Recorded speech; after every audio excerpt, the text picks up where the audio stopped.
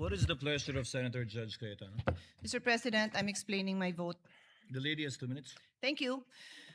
Dear colleagues, my explanation includes a reminder to all of you na kung di nyo kasundo si Alan, malamang kasundo nyo ako. So, if sarado ang pag-iisip nyo na si Alan nagpaliwanag, ako naman ang magpapaliwanag. Pagbigyan nyo naman ako.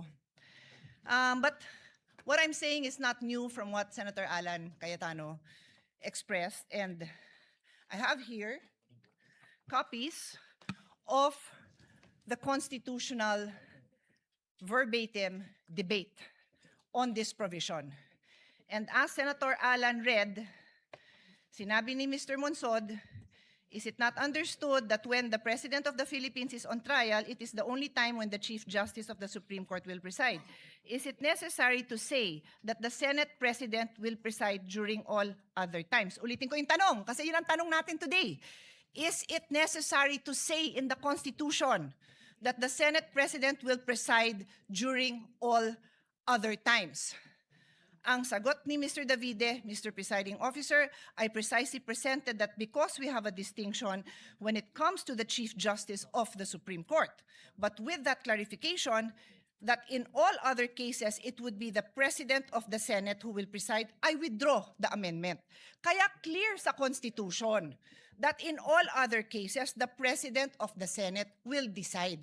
Wala, hindi ho applicable dito yung excluso unos. Hindi ko na-memorize yan kasi I graduated in 1991 and we took that up in 1987, but the phrase is, pag hindi kasama, excluded. Hindi po applicable yon. With all due respect to our former Senate President, it is the intention of the framers that matter. I will ask the page to help me distribute this among our colleagues.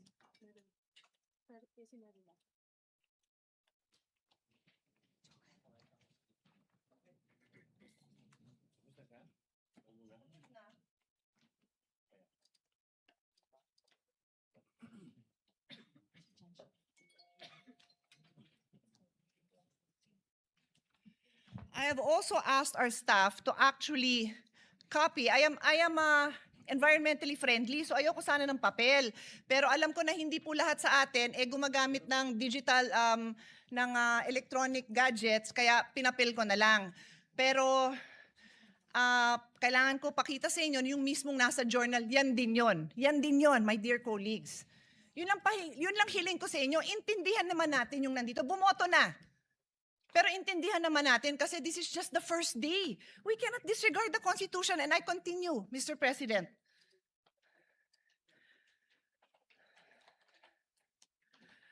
We have enough jurisprudence, more than enough, to explain to us, even in layman's term, what basic legal principles are. And one of the most fundamental principles of constitutional construction states that we give effect to the intents of the framers of the Constitution. With this vote, did we give effect to the intentions of the framers of the Constitution? Sinabi nga Senate President ang magpe-preside. Hindi na siguro napakalaking bagay yon dahil kahit sinong ipalit nyo, maayos naman ang mga kasama natin sa colleagues. Sa colleagues natin, maayos naman. Di ho yun ang point. The point is, what are we required to follow? That's why may Constitution. And I will now state, for the record, a few cases that point out that this is what we are supposed to do. Give effect to the Constitution. Lambino versus Commission on Election in GR number 174153, the Supreme Court looked explicitly to the Constitutional Commission deliberation to determine the nature of people's initiative. Because the text was debated, the court used the framers' explicit intention. I repeat, the court used the framers' explicit intention revealed in the plenary debates to prevent deceptive or misleading petition processes and establish a stringent full text requirement. So anong ginawa sa kaso? Tiningnan ang intent ng framers of the Constitution. Another case, Calderon versus Carale, GR number 9163. God bless his soul. Si Dean Carale was my dean.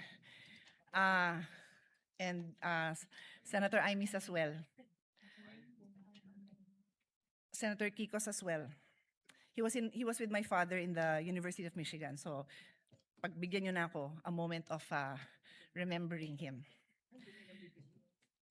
In GR number 91636, the court resolved a dispute regarding the president's power to make appointments without confirmation by the commission appointment. The court examined the historical and textual context of Article 7, Section 16 of the 1987 Constitution, noting that the clear and express intent of its framers was to exclude presidential appointments from confirmation except for those expressly mentioned. So, balik ko sa kasong to. What was the clear intention? That the Senate President presides. That is the clear intention. Dear colleagues, umpisa pa lang. I beg all of you, makinig naman tayo. Masumunod naman tayo kung ano yung sinasabing trabaho natin. The Constitution, the intention of the framers, and then the clear construct. O, another case. Gold Creek Mining Corporation versus Rodriguez. This is a very old case. So yung mga binanggit sa inyo, bago-bago pa yun dahil si Dean Carale, buhay pa naman as of the pandemic. So 2000 plus. Ito, 66 Philippines, 259. So for lawyers and law students, pag sinabing Philippines, pag yan yung ni-record, alam mo ng 50s, 1940s, something like that. Justice Jose Abad Santos articulated the definitive rule. The fundamental principle of construction is to give effect to the intent of the framers of the organic law and of the people adopting it. Dear colleagues, I can stand here and read more cases to all of us. We have law students. We have freshman law students, we have fresh graduate, we have bar reviewees listening to us. Tapos tayo pa lang, hindi natin mabigyan pahalaga ang very clear legal principles. Pati yung prosecution and defense nakikinig. Sana po, wag niyong abalahin yung oras namin. Bigyan niyo naman kami ng maliwanag na mga arguments ninyo because we are willing to listen. Pero colleagues, patunayan naman natin that we are willing to listen. Hindi yung pagpasok natin, nag-prejudge na tayo. Kasi sad to say, mukhang ganon. I tell you, there will be times I probably will not vote with the minority because I believe tama yung sinasabi ng majority. Sana po, yun ang pakita natin sa taong bayan. So, hindi ko na abalahin yung time dahil kakaupo pa lang ng bagong presiding officer, pero ang dami pang kaso that says, look at the intent of the framers of the Constitution. And today, we disregarded the intent of the framers of the Constitution. Magandang hapon po. Ganyan ang pag-uumpisa ng hearing na ito.